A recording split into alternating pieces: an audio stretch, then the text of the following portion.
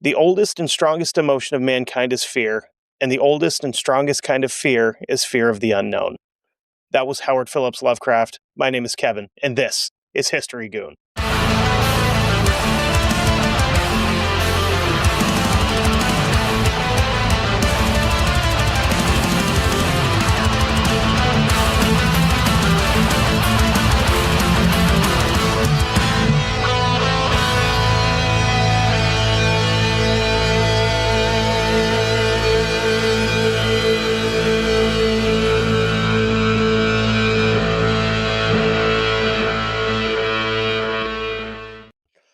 So, sorry to disappoint. I am not doing an H.P. Lovecraft episode yet.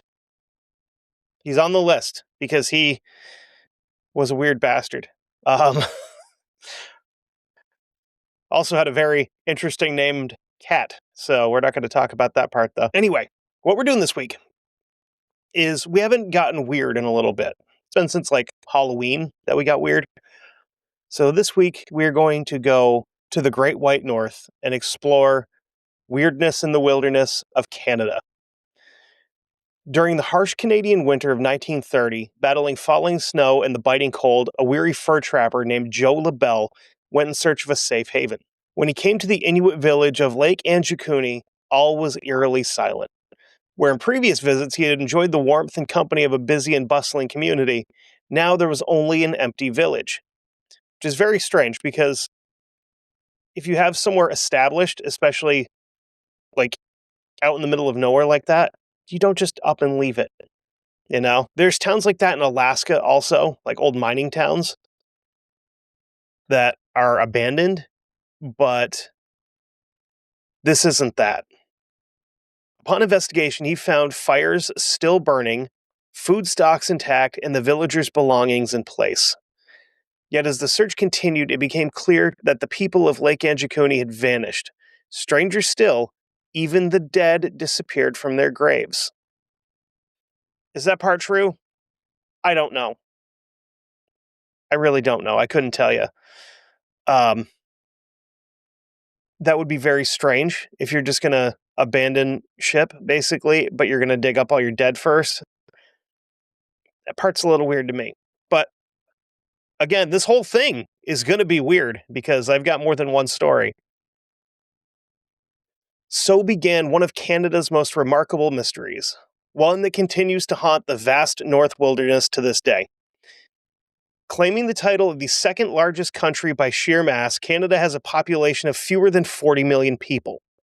And I believe it's like somewhere between 70 and 90% of the Canadian population lives within like 100 miles of the US border. But then again, if you look at some of the provinces in Canada, they're huge and in the Arctic Circle, where you're not supposed to go there. God doesn't want you to live there. That's why he made it that cold, way like that far north. There's only one dude that lives all the way up there, and he's got like reindeer and stuff. But I mean, much of the landmass is extremely isolated or completely uninhabited. Lake Anjikuni is located in the province of Nunavut, which is home to the most northern continuously inhabited place in the world. ADD break. I'm curious what that one is because I don't know.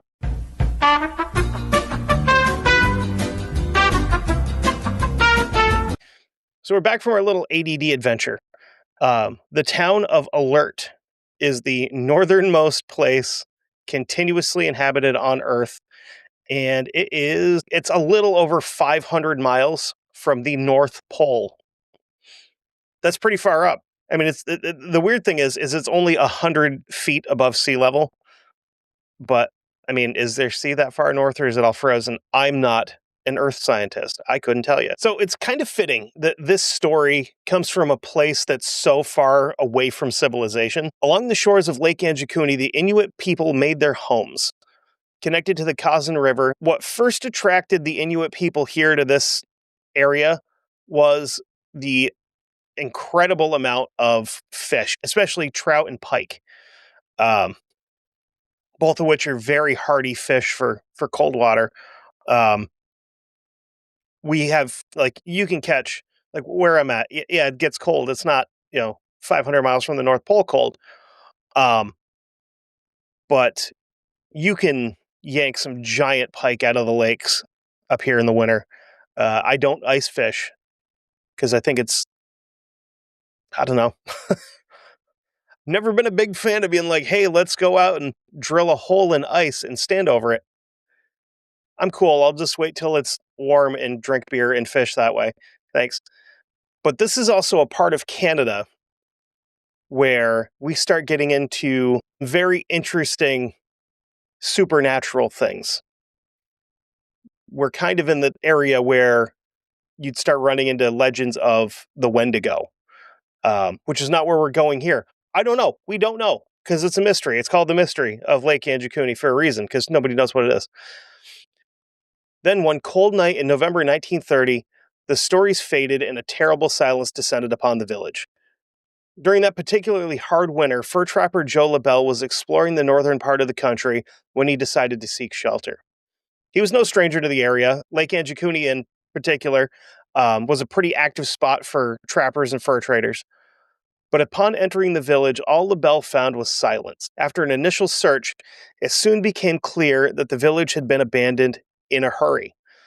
He found a fire still smoking with a fresh stew cooking over it. When he moved to inspect the dwellings of the villagers, he discovered weapons, large stocks of food, and their belongings still all in place. So nothing's been tipped over, nothing's missing where there'd be like any kind of evidence that there was something sitting there. There's nothing like a print in the snow where somebody pulled a rifle butt up out of it and walked off with it. As to the whereabouts of the approximate 30 men, women, and children that called the village home, LaBelle found zero trace. Suspecting something terrible had happened to the villagers, and knowing full well that they would never desert a perfectly habitable place for no reason, or leave behind resources, which, I mean, you're not in a resource-rich environment that far north. You're kind of scrounging together. And to, like, hit on that point again, he found a storehouse that was still full of smoked trout. So if these guys were going to leave quick, fast, in a hurry, they would at least take that stuff that's already preserved that you can eat for weeks. LaBelle then went looking for evidence of their sudden departure, but he found no footsteps or prints in the snow. Despite the promise of food and shelter, he could not bring himself to stay in the deserted village and hiked to the nearest telegraph station to send word. Hours later, the Royal Canadian Mounted Police arrived. As the Mounties traveled to the village, they were joined by trapper Armand Laurent and his two sons. It could be Laurent, it could be Laurent, I'm not sure. I'm going to go with Laurent because it sounds more like a hockey player. Also, decided to be a good idea. I'm doing a Canadian episode to wear my best Bret Hart shirt that I could find. Because, he's the best there is, the best there was, and the best there ever will be. Some people will understand that reference. Others won't, but that's okay. But they asked Laurent and his sons if they had seen anything odd in the area recently, to which Laurent admitted that he had seen a mysterious gleaming object in the sky a few days earlier. He said the object was airborne and was capable of changing shape, and that it was headed in the direction of Lake Anjikuni when he saw it. The RCMP troop arrived in the town where they met with LaBelle. While there, they were able to confirm his strange account and make a few discoveries of their own.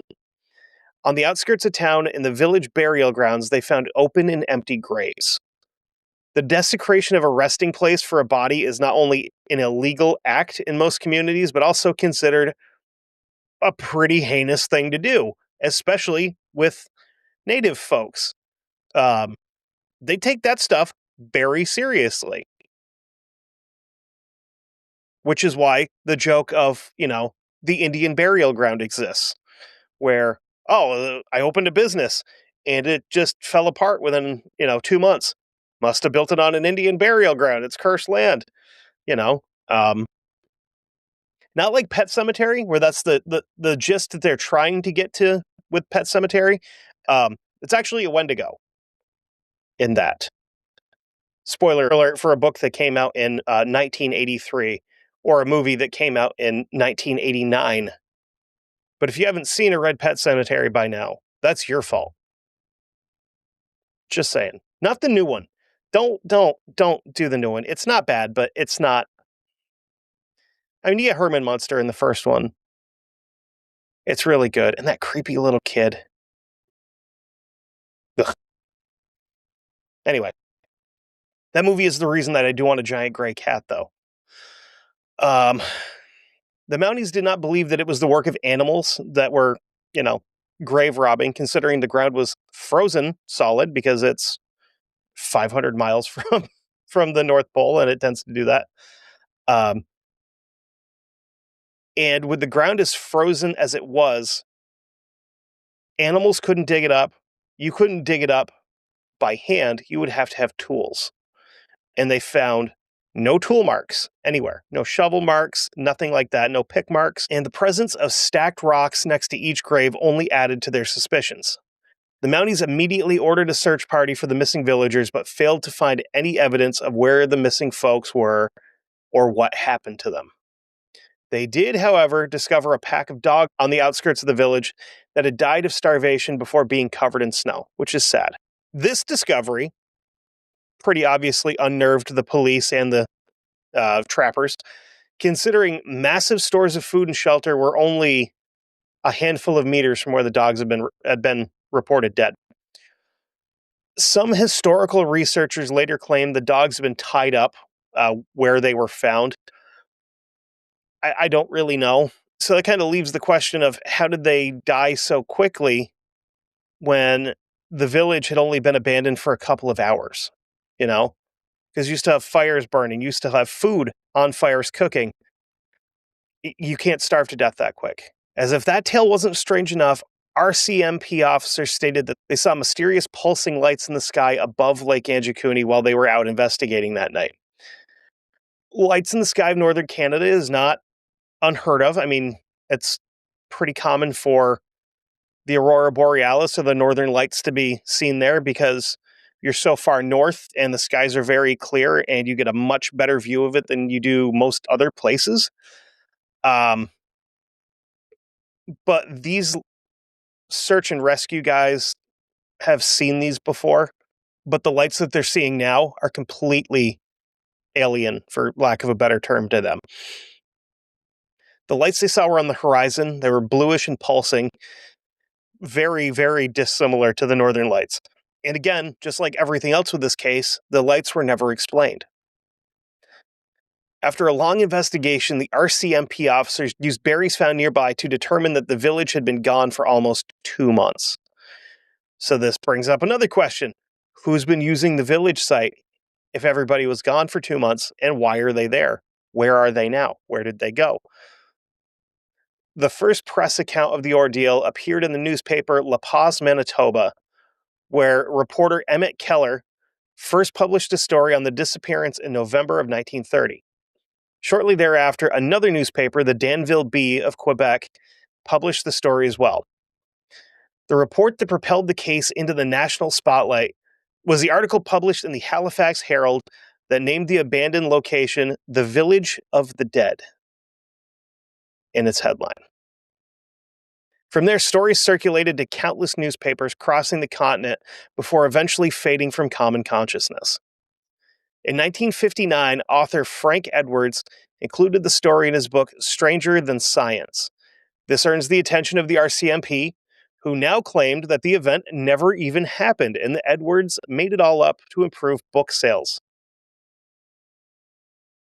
The problem here is a lot of people agree that Edwards more than likely embellished much of the story for his book. The fact remains that there are documented press accounts from the 1930s about this disappearance of everyone in this village.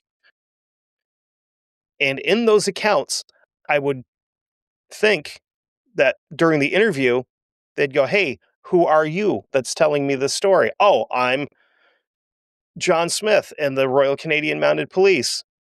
So now you have a record that they've actually investigated. And they're just going, nah, didn't happen. Oh, and there's also the small matter of the records of 2 investigations carried out by the RCMP on the event, with the second one taking place in 1931. So probably just a few months later.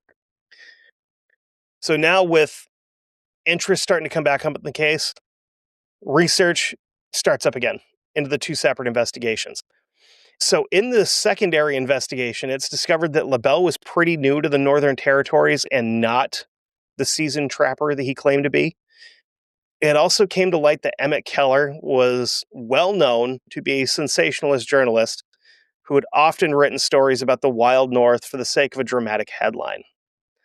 The final word on the matter paints LaBelle as an inexperienced trapper that didn't have the knowledge or experience to know what he saw at the abandoned village, and that the initial newspaper report was largely based on Keller's wild imagination and hearsay. The RCMP ruled the disappearance as a seasonal or permanent abandonment, given the nomadic nature of the Inuit people. They did note that it was odd for them to leave behind their weapons and provisions, though, because it is. If you're going to leave seasonally, you don't leave your there. You take everything with you because you never know what's going to happen. A lot of people don't take the Mounties' official stance with much credence, which kind of left the case wide open to some colorful alternative conclusions. A popular theory passed around by UFO enthusiasts is largely based upon the account of the RCMP officers who witnessed the strange lights in the sky during the initial investigation. That and the odd flying objects reported by the Lorentz. They speculate that the Inuits were the victim of a mass alien abduction taken directly from their homes. Other theories delve into the Inuit core belief system of like evil spirits that are in their pantheon. Well, the Wendigo is a very tempting option, considering it's over the years become like the patron forest monster of Canada. Some believe the Inuit sky god Torngrusk was responsible, and I probably butchered that because I don't speak Inuit. If something otherworldly was indeed involved, if it was going to be something supernatural, a lot of people think that it would have been that. Another popular theory is that some of the members of the village were somehow pulled into another dimension. And I love that. I love all this goofy supernatural. It's so much fun. And I say goofy. It's not necessarily goofy.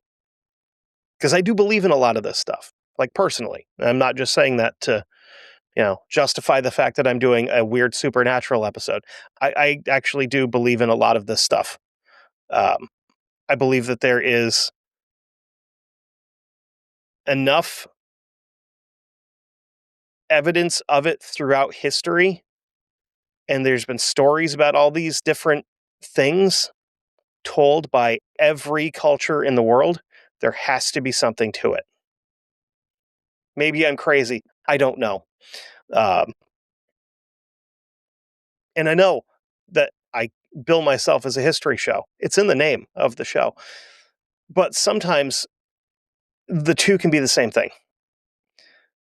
I mean, look at like Sasquatch or Bigfoot. Almost every single Native American culture had stories about that before white folks got here. Throughout America, Canada, hell, you can go overseas.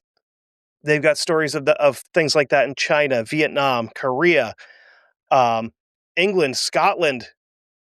They're everywhere. Stories like that come from everywhere. So, in my brain, that means one of two things. Either A, they were real and our ancient and maybe not so ancient ancestors dealt with them somehow. Or B, at some point in time, all of these cultures found themselves in the same place. And somebody started telling a story about this thing. And then somebody was like, hey, have you ever heard of these things called dragons? They're like lizards that can fly and they breathe fire. And like, no, I've never heard of that. That's a cool story, though. And then something happened and they got to go back to where they came from. And they started spreading those stories. Honestly, personally, I would say probably the first one is more reasonable for a lot of people. But I don't know, it's hard to say. Because I don't think that every single culture has made up stories about something like this to try to scare white folks. Anyway, so as is often the case, the truth about what really happened at Lake Anjikuni is completely distorted. Time passes, facts have given way to fiction in some instances, making the distinction between fact and fiction almost impossible. The story at its heart remains a very odd one to tell with no real conclusion, either rational or supernatural, if it even happened in the first place. The fate of the missing villagers is a popular ghost story to share around a campfire, especially when told under the night sky in the wilds of the Canadian North. So, I've got one more still that we're going to go through. And this one is a little bit different because this one is kind of scary, to be completely honest. Just a quick 30-hour drive north from Vancouver, British Columbia, tucked into the southwest corner of the Northwest Territories, sits the nearly 12,000 square mile Nahanni Valley, which, in the grand scheme of things, is roughly the size of Connecticut and Massachusetts combined. That's a pretty good-sized area. Probably less people up there that refuse to use blinkers when they're driving, though. Looking at you guys, Mass and Connecticut. It's ski season, and I see you all over the place now. I know they don't take the blinkers out at the factory. Figure it out. And also, if you're going to do 55 miles an hour through the snow, like on the roads headed to the ski resorts, the least you can do is the speed limit on dry roads in town. Thank you. Cutting its way through the valley is the Nahanni River, which is one of the few rivers in the world that was there before the surrounding cliffs and mountains. As the river flows, it ends up dumping through a waterfall twice the height of Niagara Falls, so it's about 220 feet. The closest major city to this remote area is Yellowknife, with a population of 20,000, and the only way to gain access to the park is via multi-day hike, boating, or by plane. So you want remote. There you go. Considering there's like streets in New York City that have more people that live on them than the population of the next big town to this place, you're out in the middle of nowhere at that point. You can tell shortly after arriving that this is not a friendly place. Overland trails are frequently impassable. Boats are often smashed into the rocks and capsized on the raging river due to the unpredictable bends. And planes have a tendency to crash into the surrounding peaks, which has earned them the ominous nickname, the Funeral Range, which is pretty metal, actually. Due to all of this, the area is obviously uninhabited and remarkably untouched for the most part. That's not to say that no one has ever lived there, because a tribe called the Naha used to live there, kind of like back in the day. And the only reason that any record of the Naha exists is because of the Dene people. The Dene and Naha were not buddies.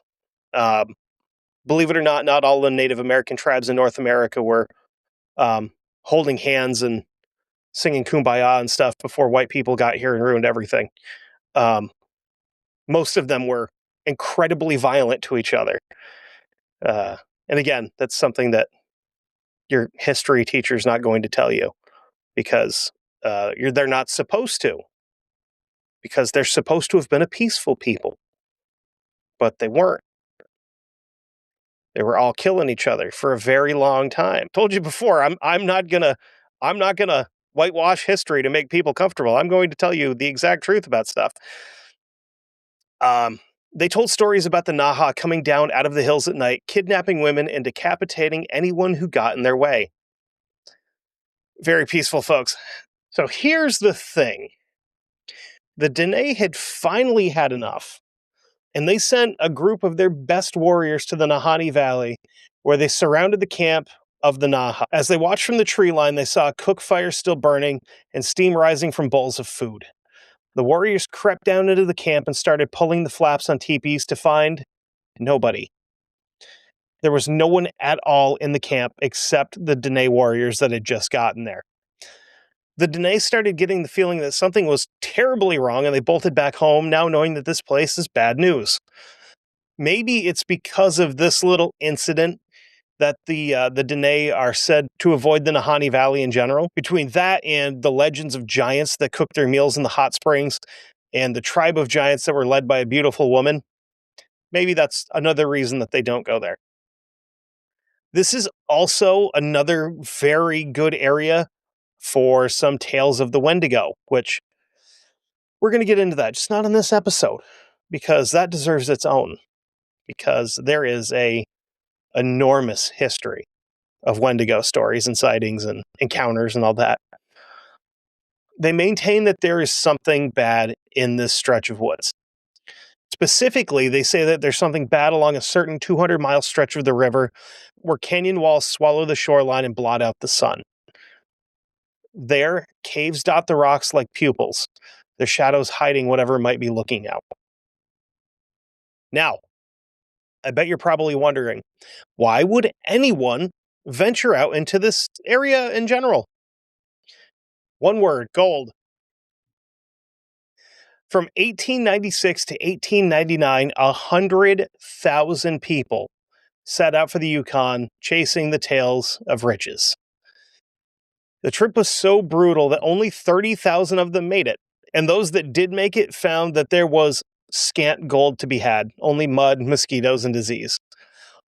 Foolhardy as those who attempt the Klondike were, few were so foolhardy as to attempt to go through the Nahanni Valley. But, of course, some of them did, and that's why we have stories about it. And when it became clear that there wasn't a lot of gold in the Yukon, a few dared to look there instead. People, as it turns out, never learn lessons. You don't listen to the natives, and that's a problem. The two most famous or infamous Nahanni Valley gold seekers were brothers Willie and Frank McLeod. After a tip from a mysterious man named Little Nahanni, who flashed them a watch and chain supposedly made of Nahanni gold. The McLeods ignored warnings about how dangerous the area of the valley was, and instead they went in to seek their fortune. That's what we call in the business foreshadowing.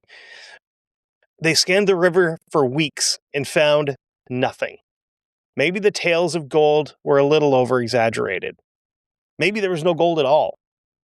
Finally, after passing through that long, towering expanse of canyons, the black caves looking silently down, the brothers spotted something glittering along the shoreline.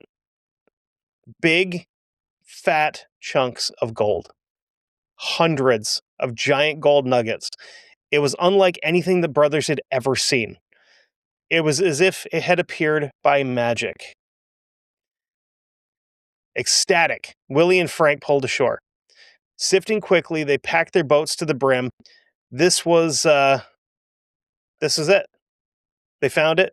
They hit it rich. They're never going to have to work another day in their lives. They've got it all now. They turned their boat around, eager to get home and get to spending some of that gold.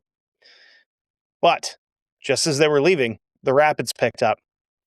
After weeks of managing the river successfully, it suddenly proved too much for them. Their boat smashed against the rocks, water rushed in, washing away all their precious gold. They lost not only gold, but also their survival gear. Hungry and half-drowned, the brothers faced a decision. Continue with what scant gear they had left, or go home and regroup. After what I would imagine was a heartbreaking decision, they decided to go home. But this didn't dampen their enthusiasm to go back and try it again. It made them more obsessed with the valley than ever. They begged their brother Charlie to come back the next time they went. If he did, they could all be rich. So Charlie, realizing how obsessed his brothers were with this valley and how they kind of downplayed the difficulty of getting there, he said, no, I'm not going.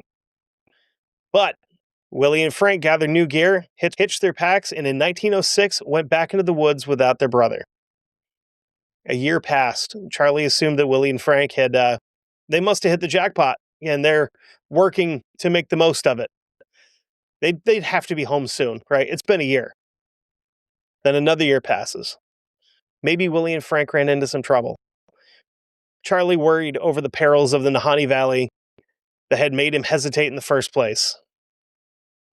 And the thing that scared him the most was the crevices, the sinkholes, the animals that could tear you to bits.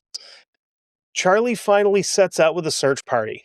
After a long stretch of nothing, the team spotted a camp and some spruce trees along the left bank of the Nahanni, not far from the second canyon. The Nahanni Valley River like that has 4 canyons. Charlie rushed ashore. The camp is empty, but there was a message written on a broken dog sled runner. Quote, "We have found a fine prospect." If they had found gold and they'd brought it back with them, Charlie didn't know where it was. There was no sign of the, quotes, ribbons of nuggets that his brothers had raved about.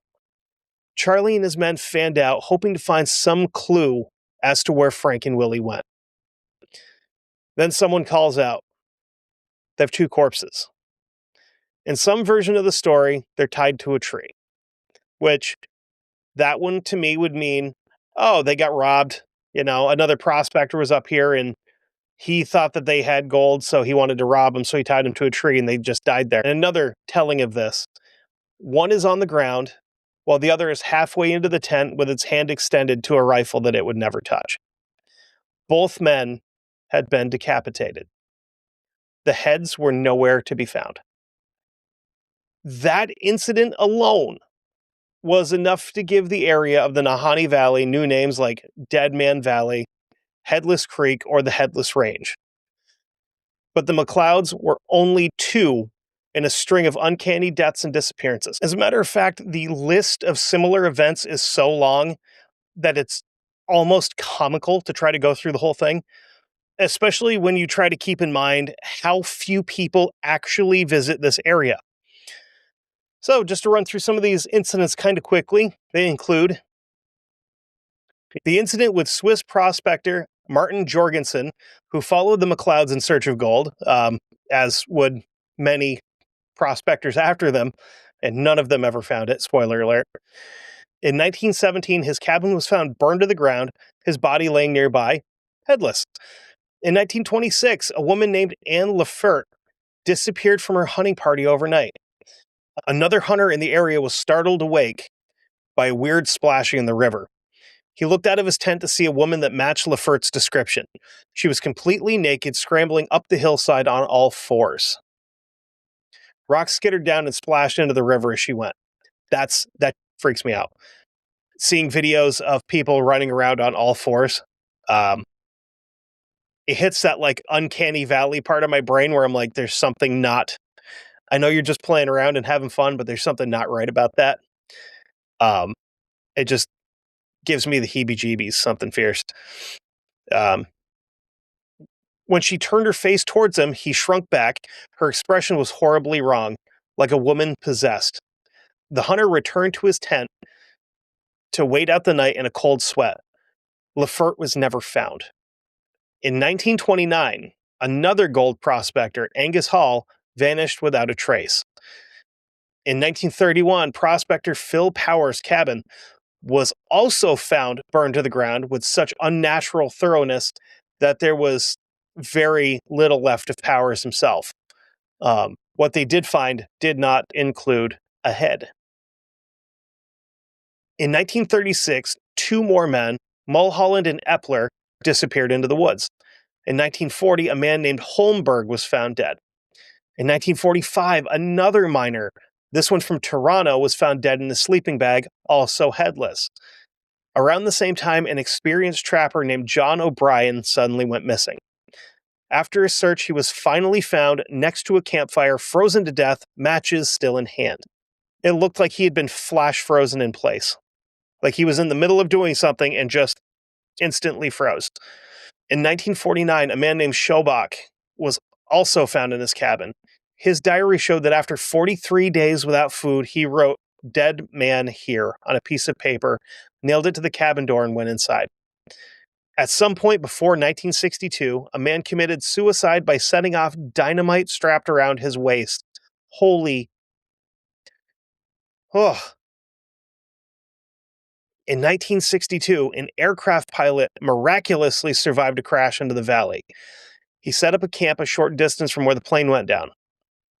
According to his diary, he was well provisioned and confident that it would be only a matter of time before he was rescued. But though he's only 6 miles from his destination and planes constantly flew overhead in search of him, he was never found. After about 50 days, his diary entries ended abruptly. His body was never recovered. By 1969, there were up to 44 recorded disappearances.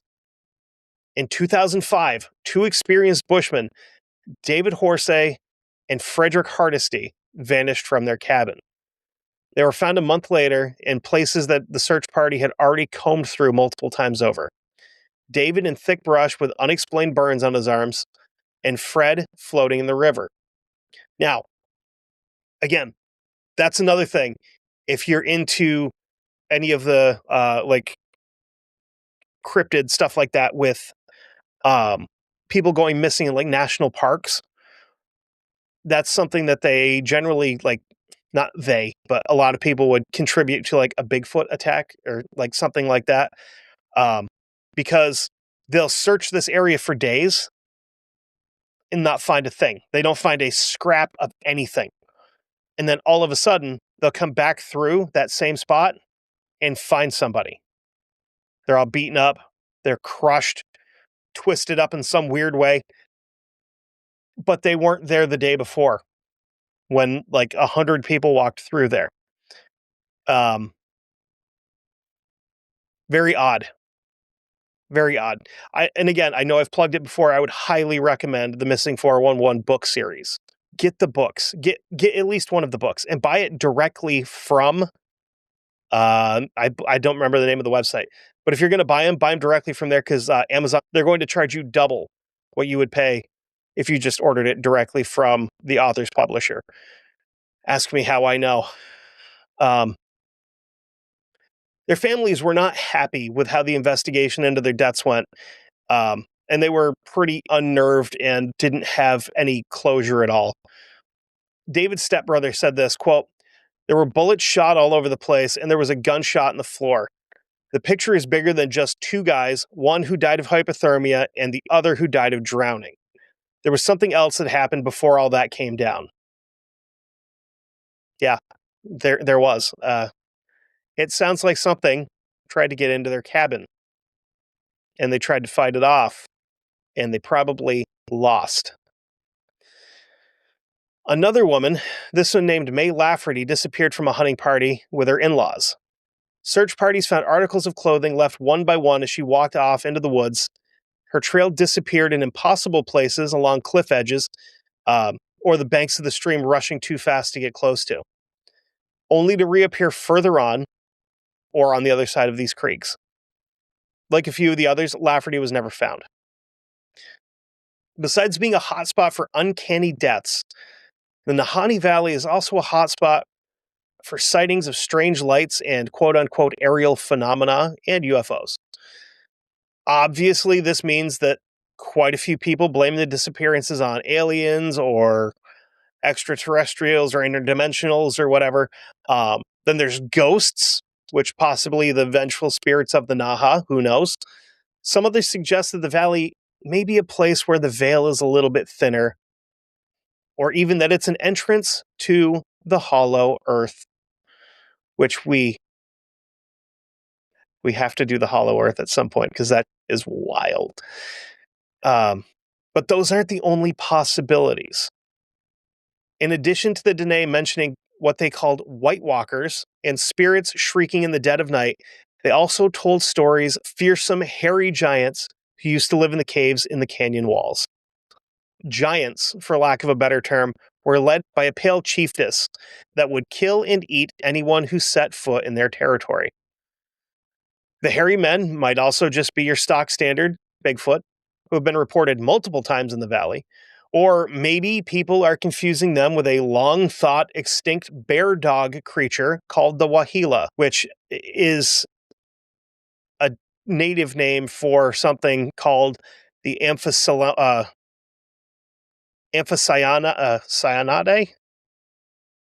I'll just post a picture of it because I can't pronounce it. I don't speak Greek. What the do you think I am? um, which has also been sighted there fairly recently, actually. I mean, and why not? There's also rumors of mammoths and mastodons. The Nahanni Valley is crawling with cryptid sightings.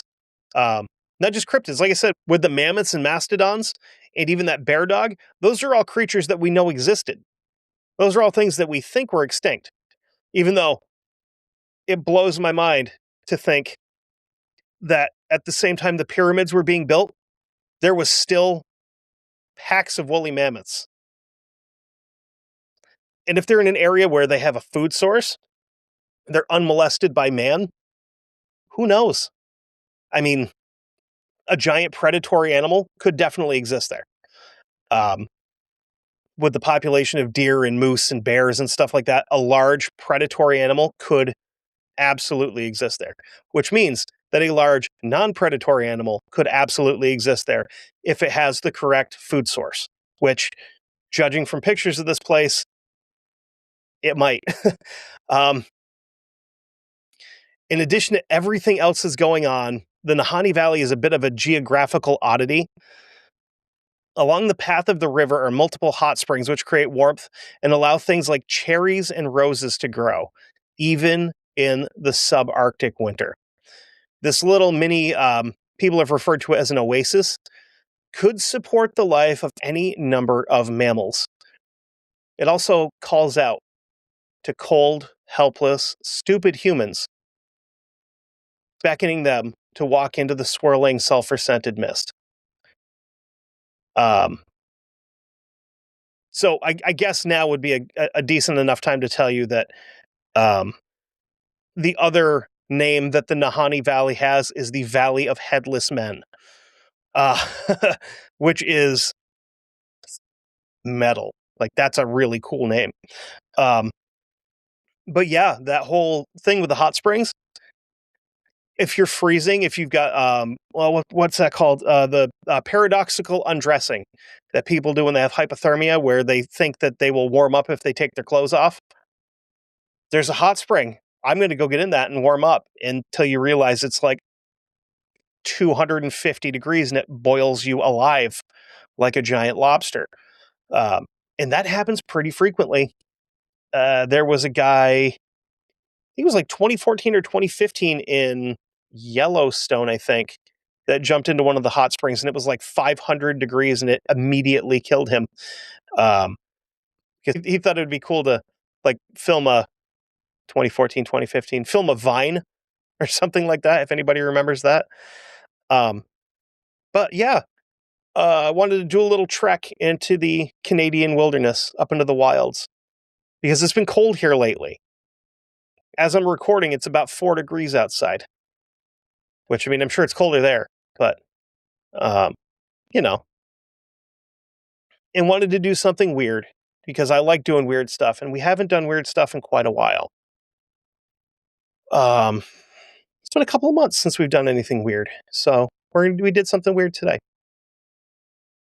With that being said, head on over to Patreon, patreon.com/1159media.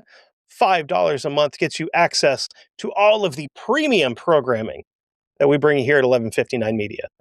You get early access to History Goon, Guestnicity with Luther, Almost Fiction with Chase, The Never Daily with Sam and Chase, 911 calls with the operator. All that for $5? That's pretty good. And I know personally I'm going to start working on some other content to put up there, and maybe potentially branch out. If you'd like to support the show directly, you can head over to Ko-Fi. That's ko-fi.com/History Goon Pod. Any donations made there go directly to me, and they are greatly appreciated. You don't have to. I'm not going to beg you. I'm not going to digitally panhandle. I'm not going to sit out here and rattle my cup. But if you want to throw me a couple bucks, that's awesome, and I'd appreciate it. So, next week, we are going to a sporting event. Well, many sporting events. We're going to follow an athlete around who also just happened to be completely out of his mind. And I don't know, on a couple of occasions committed like attempted murder or at least like assault with a deadly weapon, whatever you want to call it. But it's going to be fun because he's crazy. And there's a really fun story about Sprite. But we'll get there when we get there. And until then, we're all going to die someday. So go out and do some goon shit and leave a mark on the world. Just like whatever is eating people's heads in Canada. Okay, love you. Bye.